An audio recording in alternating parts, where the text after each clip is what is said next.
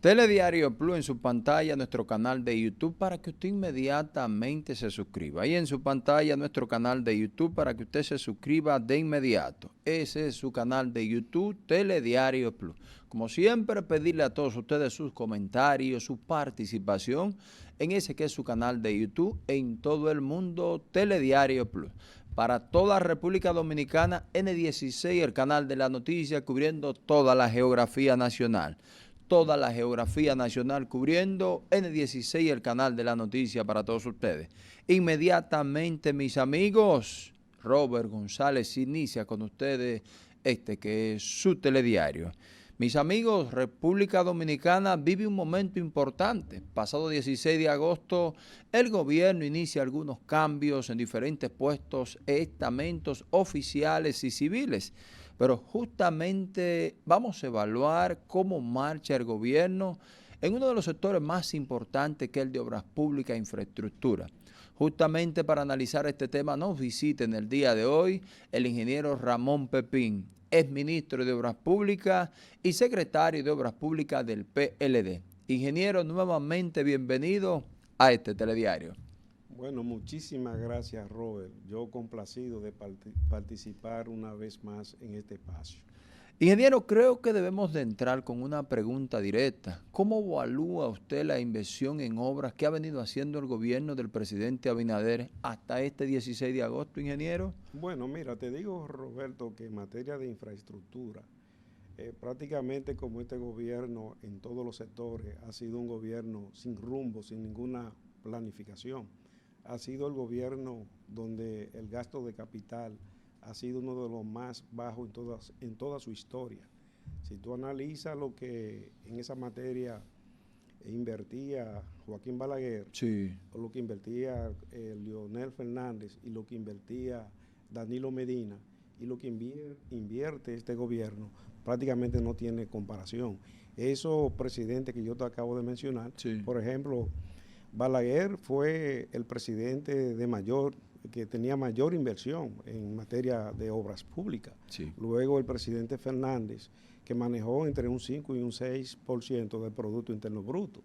Y el presidente Danilo Medina, que hizo una gran obra en materia de infraestructura. O sea, prácticamente el gobierno del presidente Danilo Medina transformó el país.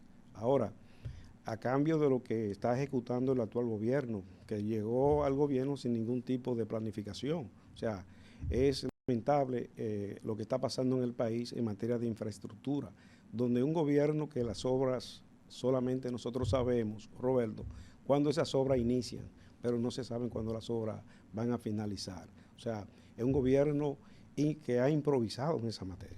Y no están siendo ustedes injustos, ingeniero, porque vimos que entregaron el paso a desnivel de la Luperón y otras obras hemos visto que han estado entregando. Hemos visto obras así, no son obras esto, ingeniero. Mira, yo te puedo decir que esas obras de la solución vial de pintura, Sí.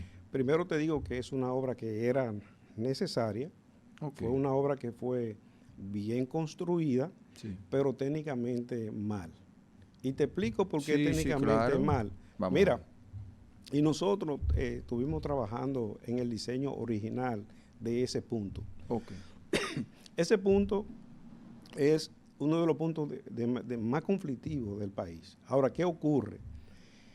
Que cuando se va a dar la solución vial de una intersección como esa, Sí. siempre hay que favorecer el eje principal, o sea, el corredor principal. Y si tú analizas entre la 27 de febrero y la Gregorio Luperón, el eje principal que tiene mayor flujo, tiene mayor movilidad, es precisamente la 27 de febrero. Sin embargo, en la solución que dio el gobierno a ese punto, favoreció la Gregorio Luperón. Fíjate que el tránsito en la Gregorio Luperón, en ese punto, se ha agilizado, pero no ocurre lo mismo en la rotonda. Porque ¿qué es lo que pasa con las rotondas? Y eso es bueno que la población lo pueda entender. Mira, las rotondas funcionan de una manera correcta cuando el flujo de tránsito es reducido, o sea, cuando es bajo. Okay. Pero cuando las rotondas tienen un flujo de vehículos alto, deja de funcionar.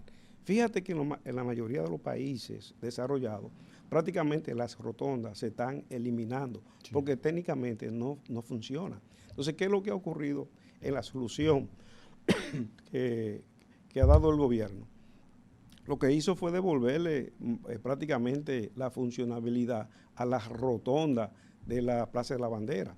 Pero es una solución que será a corto plazo, porque una vez suba el flujo vehicular, ya la rotonda no va a funcionar y vamos a tener el caos que teníamos recientemente. O sea que no es una solución a largo plazo, esa fue una solución a corto plazo. ¿Y no sería esto parte, ingeniero, de la conexión con la parte del kilómetro 9? Porque ahí hemos visto también que se está desarrollando también algunas obras y tal vez sería para tratar de alimentar lo que se hace en el 9 para unirlo con la Luperón, porque lo que usted ha explicado resulta totalmente claro. La 27 es la que mayor flujo tiene, debido a que allí vimos que hasta corredores se han desarrollado, porque Mira, hay más pasos a nivel. Mira qué ocurre, que cuando se trabaja con planificación, cuando se trabaja con sentido, Sí. nosotros veníamos desarrollando el corredor de la 27 de febrero. Sí. Por esa razón se construyeron todos esos pasos a desnivel que se observan en la 27 de febrero. Sí. El último que se construyó, que lo hizo el presidente Danilo Medina,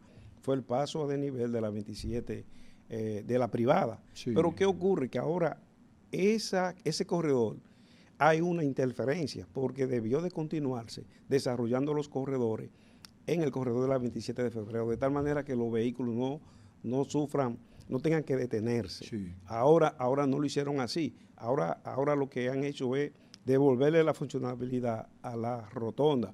Cuando tú observas a Gregorio Luperón, Sí.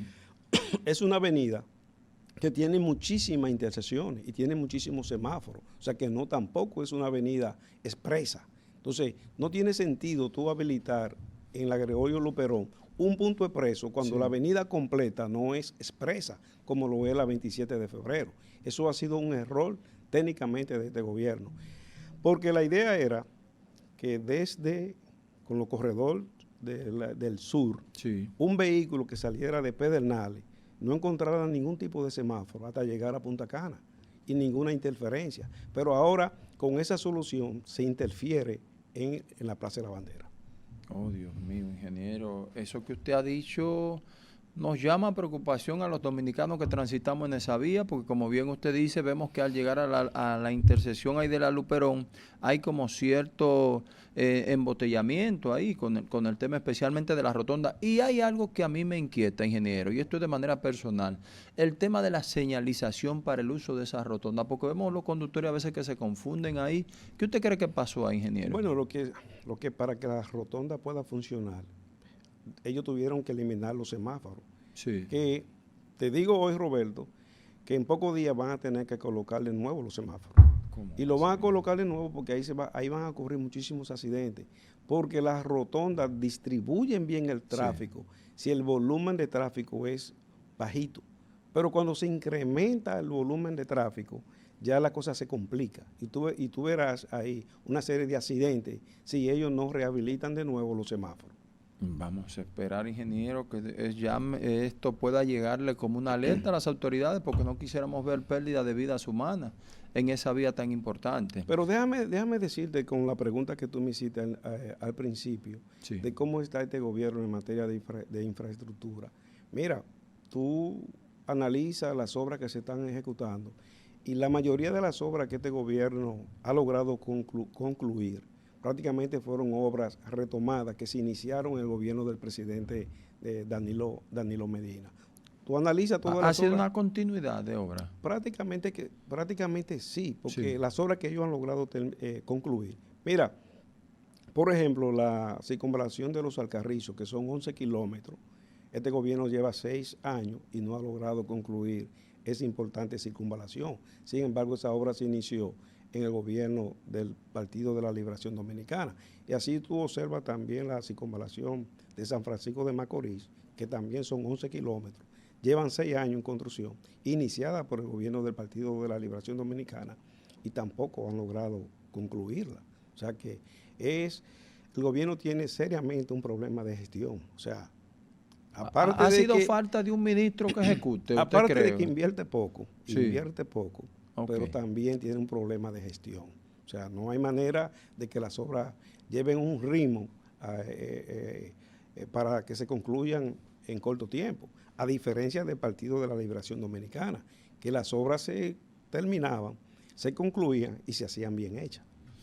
Si tuviera usted que evaluar, así usted como conocedor de ese ministerio a fondo y a plenitud, la gestión de Delinea Ascensión y la gestión de ingeniero Eduardo Estrella, ¿cuál usted cree que ha sido más eficiente en cuanto a ejecución? Mira, lo que yo te puedo decir en materia de ejecución, porque es un problema que presenta la actual gestión en todos los sectores, no es exclusivamente del sector de la construcción y del Ministerio de Obras Públicas.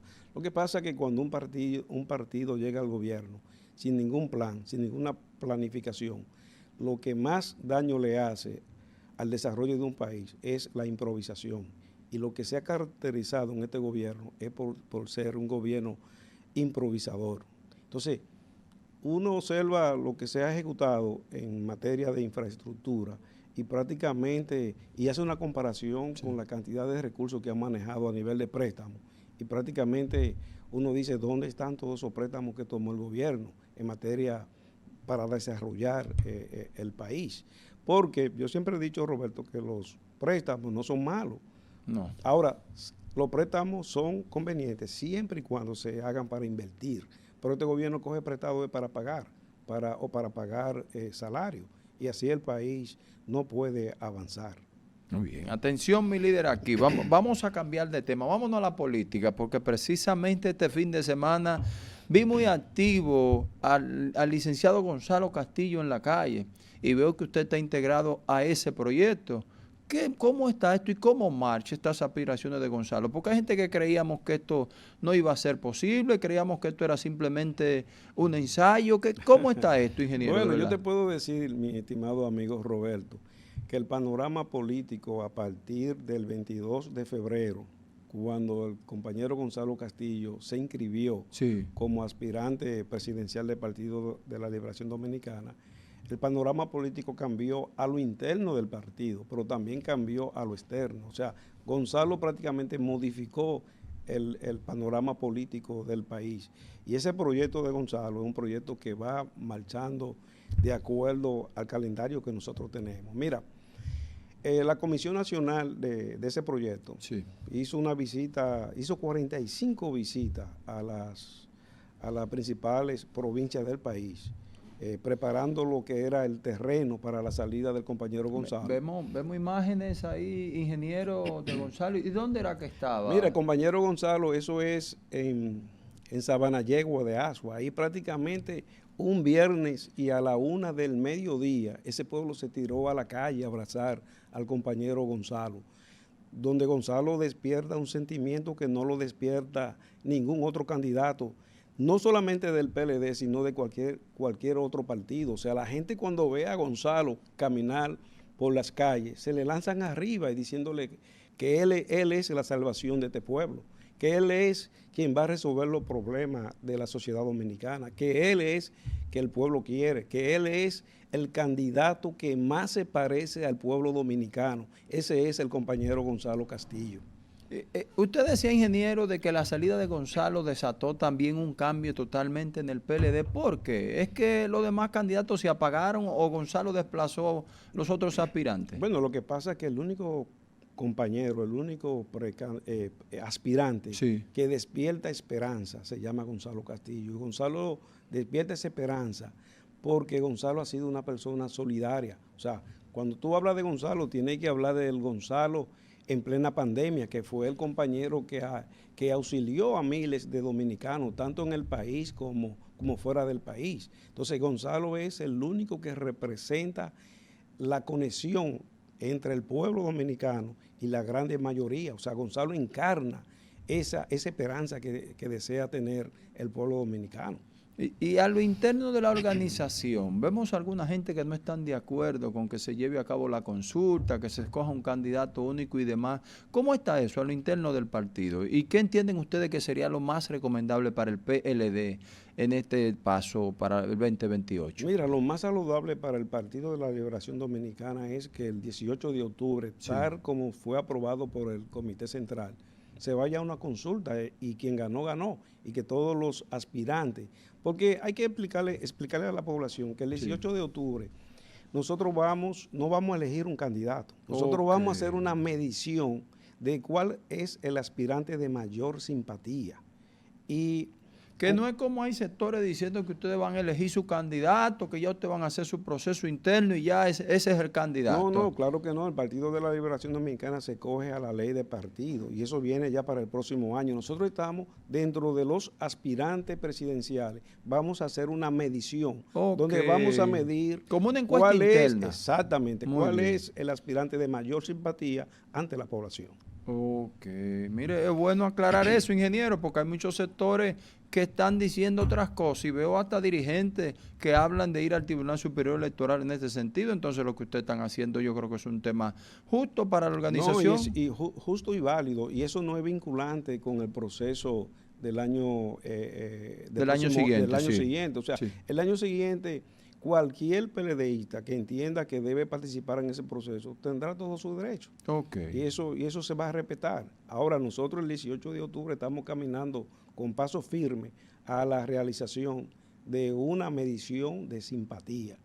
Ahora, nosotros estamos seguros que esa medición va a salir el compañero Gonzalo Castillo con la mayor simpatía dentro del partido y hacia afuera también. ¿Cómo está siendo justo aquí entre usted y yo y que la población se entere si nos ven en Telediario Plus o en Televisión Nacional? ¿Cómo están midiendo ustedes? Porque ustedes hacen sus mediciones, me imagino, de consulta, de trabajo para ustedes contar, con saber cómo está la maquinaria electoral a lo interno del PLD con Gonzalo Castillo. Mira, con Gonzalo no hay competencia. O sea, Gonzalo tiene el carril de adentro como el aspirante de mayor simpatía. Y lo es porque Gonzalo frente a Abel, frente a Francisco Javier y a los demás aspirantes. Así es. Gonzalo es el candidato que encarna la simpatía que quiere los miembros del Partido de la Liberación Dominicana. Y no solamente los miembros del Partido de la Liberación Dominicana, sino también una gran mayoría de dominicanos. Porque reconocen que Gonzalo ha sido una persona solidaria que siempre ha estado al lado de las necesidades del pueblo. Y déjame decirte, Roberto, que mucha gente piensa solamente que Gonzalo transformó en materia de infraestructura el país. Pero yo te puedo decir que Gonzalo transformó a lo interno el Ministerio de Obras Públicas. Gonzalo hizo una serie de transformaciones en ese ministerio que gracias a Dios todavía esta administración la mantiene. Y yo te puedo decir, por ejemplo, hablarte un poquito de esa transformación. Sí, algunas de ellas. A lo interno. Mira, cuando Gonzalo llegó al Ministerio de Obras Públicas, lo que era la parte técnica, eso estaba fragmentado en diferentes vicesecretarías. Sí. Y eso provocaba o dificultaba que la permisología que necesitaban los contratistas se demorara un poco por la burocracia. Gonzalo entendió eso y creó la Dirección Técnica del Ministerio de Obras Públicas. Eso facilitó enormemente y agilizó los procesos de tal manera que cualquier contratista en cuestiones de días tenía todos sus planos y todas sus decisiones aprobadas. Eso permitió que él pudiera terminar una gran cantidad de obras que están ahí. Pero también creó una dirección de control de gestión.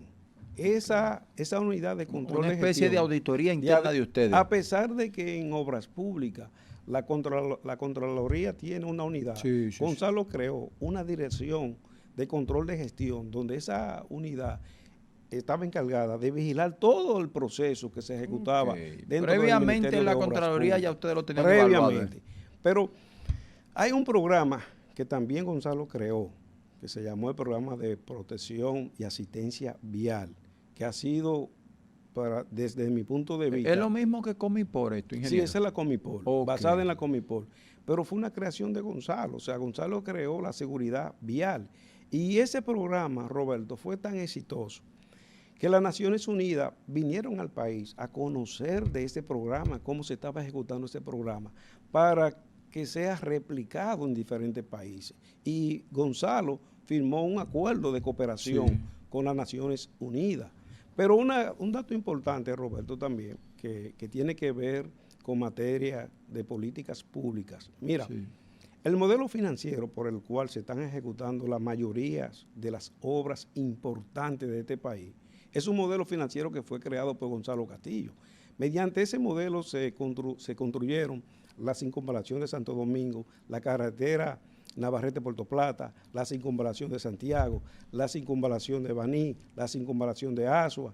Este gobierno ahora está ejecutando la ampliación de la autopista Duarte, y ese modelo financiero es gracias a la creación de un modelo que fue creado por Gonzalo Castillo y se llama Fideicomiso RD Vial. Sin ese Fideicomiso RD Vial, el Estado Dominicano prácticamente no tendría posibilidad de construir grandes obras como se están construyendo en el actual momento.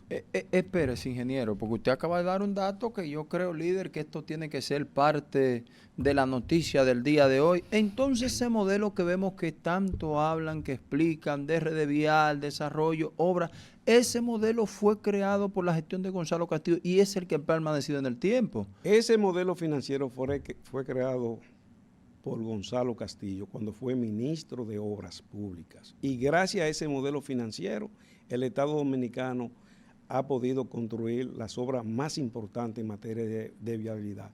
Eso es gracias a Gonzalo Castillo, porque Gonzalo ha sido un gerente de gerente, ha sido una persona visionaria en el desarrollo del país.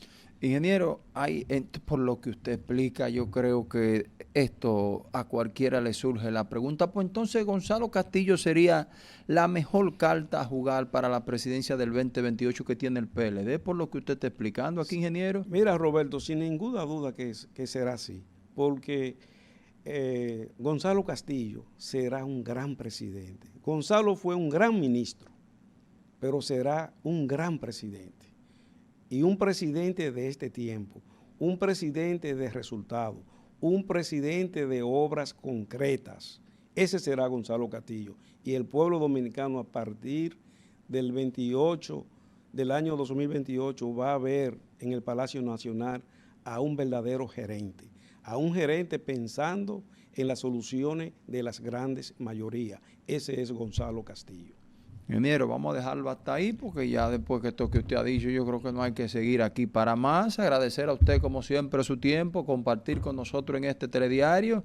Esperamos en su momento que usted vuelva por aquí a medida que vaya avanzando el proceso, porque yo entiendo que lo que usted está diciendo es para que los periodistas se detengan a pensar y a reflexionar y que tal vez no se hagan daño dentro y hagan un proceso que puedan escoger una figura que pueda tener posibilidades para el 2028. Bueno, ¿qué le parece? Muchísimas gracias, Roberto. Siempre estamos muy complacidos de tu invitación y estamos dispuestos cada vez que con tu gentileza estaremos por aquí presentes. Muy bien. Muchísimas gracias. A usted, ingeniero, muchas gracias. Señores, el ingeniero Ramón Pepín es ministro de Obras Públicas, secretario de Obras Públicas del PLD, hablando con nosotros, como siempre, claro y preciso.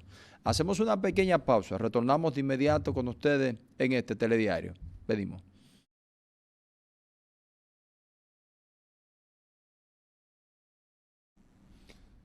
La semana pasada, lo que sigue en este espacio telediario, recuerdan ustedes que yo hice mención de los diferentes cambios que el presidente Luis Abinader tenía previsto realizar.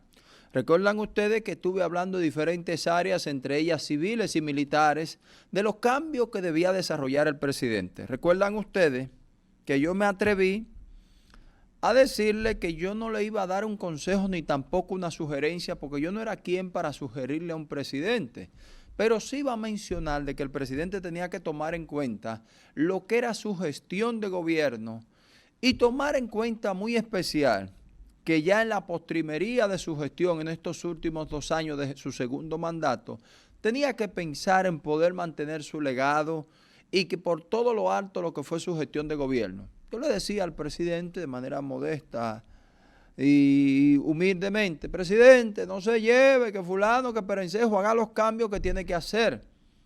Estaban previstos llevarse a cabo diferentes cambios, pero justamente el domingo en la tarde, sobre la 1 de la tarde, el presidente empezó a llevar a cabo diferentes cambios. Diferentes instituciones, unas que otras movimientos estratégicos. El caso particular del ministro de Vivienda y Hábitat, Víctor Ito Bisonó, pasó a la posición de manera muy importante como canciller de la República, Un hombre que goza no solamente de relaciones internacionales al más alto nivel, sino con una altura y una estirpe para ser canciller de la República por todo lo alto. Entiendo que el presidente ha hecho una excelente decisión de colocar a Víctor Ito Bisonó como canciller de la República.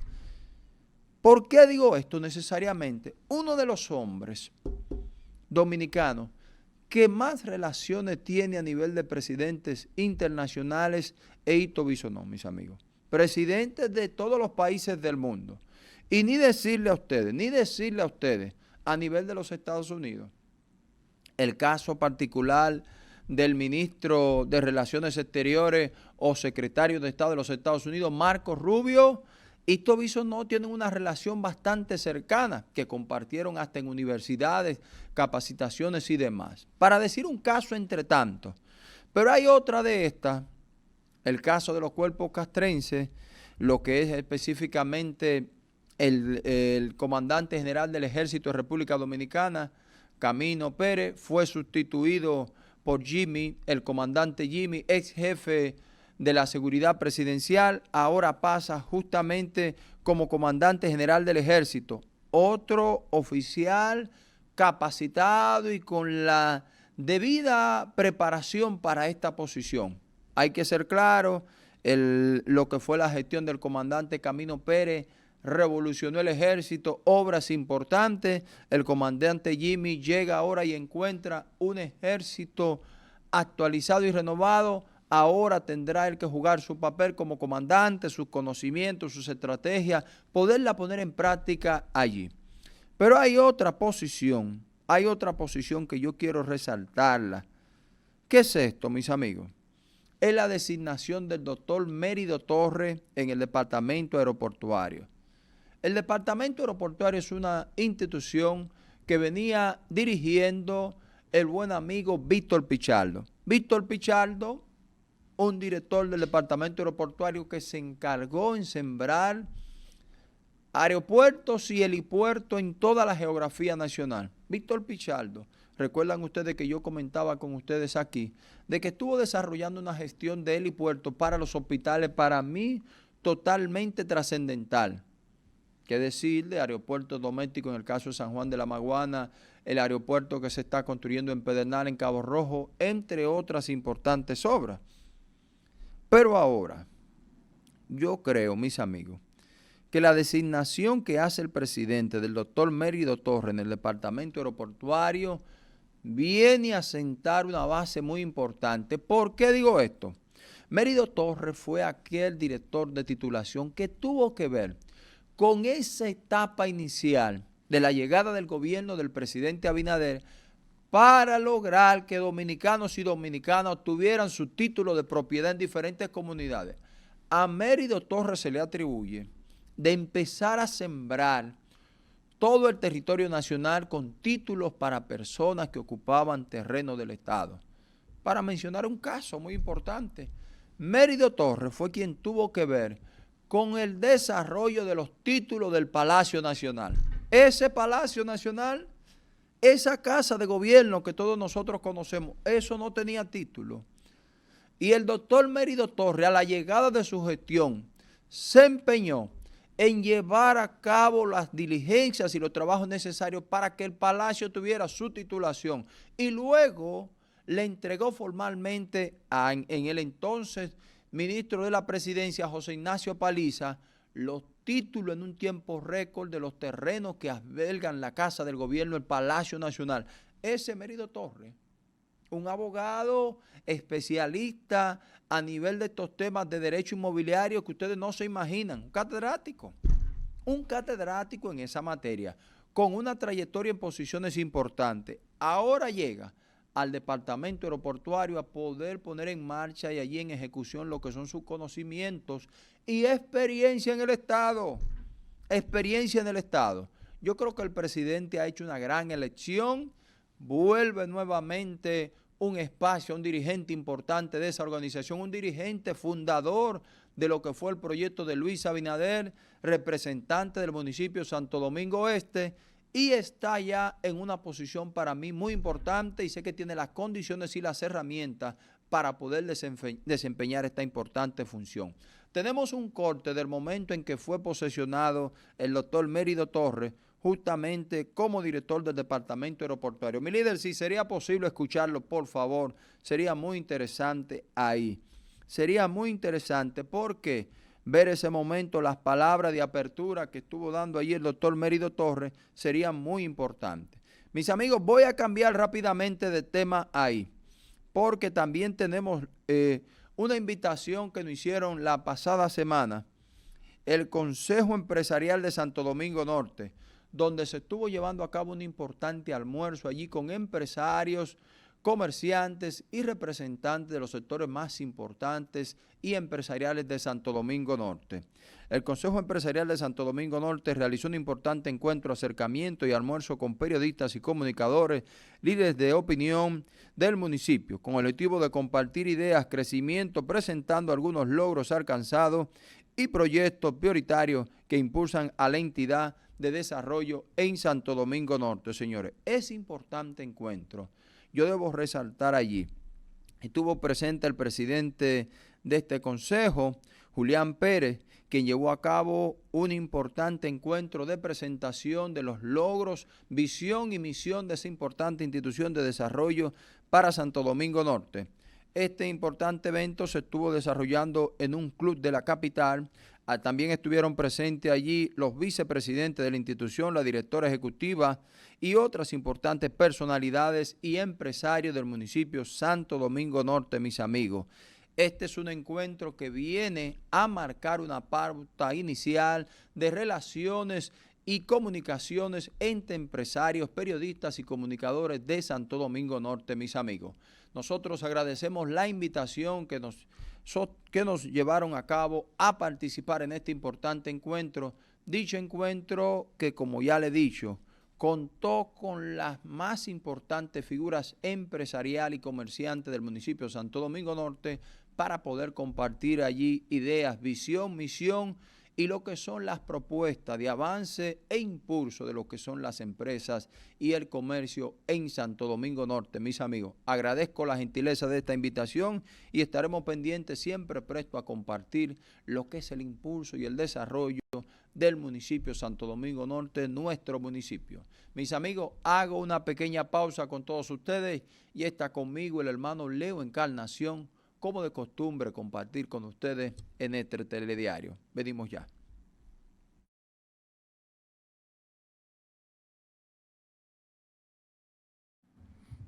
Ya vieron ustedes, la hora está llegando. Como de costumbre, el hermano Leo Encarnación prepara para compartir con todos ustedes un interesante devocional en este su telediario. Leo, nuevamente bienvenido, donde tu audiencia que ya te espera. Y siempre agradecido, sobre todo agradecido de nuestro Dios Todopoderoso, esta apologética que vamos a defender como la defendemos cada lunes que estamos aquí. Porque nuestro Señor, ese Dios que es la sabiduría divina, que vino y se manifestó aquí a la tierra, vino a buscar a lo que se había perdido. O sea, no vino como lo que esperaban aquellos que esperaban un rey terrenal, sino vino y dio una demostración a los hombres a buscar el que trajo la gracia sobre gracia. Cuando Juan dice gracia sobre gracia, no lo dice por coincidencia. Es algo que ustedes tienen que prestarle atención, porque tantos los judíos conversos como los no conversos sabían que era la gracia. Ese verbo divino, ese logos vino aquí en pañales. La misma fuerza que sostiene el cosmos vino aquí a la tierra y trajo la salvación y dio gracia sobre gracia. Hemos hablado de lo que es la palabra gracia, pero vamos a refrescar de nuevo qué es lo que es la palabra gracia. Pues,